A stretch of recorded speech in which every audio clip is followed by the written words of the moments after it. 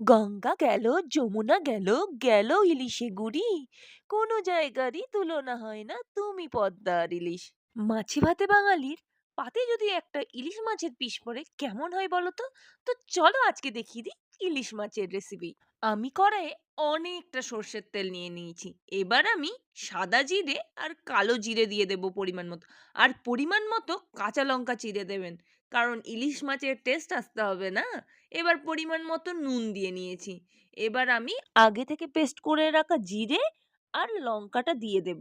এরপর সামান্য নাড়াচাড়া করে পরিমাণ মতো হলুদ দিয়ে নেবেন। এরপর আগে থেকে পেস্ট করে রাখা পোস্ত আর সর্ষেটা আমি দিয়ে দেবো একে একে। তারপরে সেই জলটা পরিমাণ মতো দিয়ে নিয়ে ভালো করে মশলাটা কষিয়ে নেবেন। এরপর আগে থেকে নুন হলুদ মাখিয়ে রাখা ইলিশ মাছগুলো আমি একে একে এই মশলার মধ্যে দিয়ে দেব। জিভে জল আনা এই ইলিশ মাছের রেসিপিটা তোমাদের কেমন লাগলো?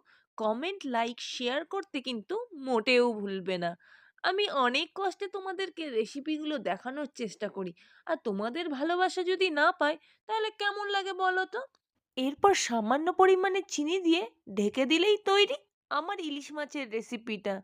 সো দেরি না করে চটজলদি সাবস্ক্রাইব করে দাও।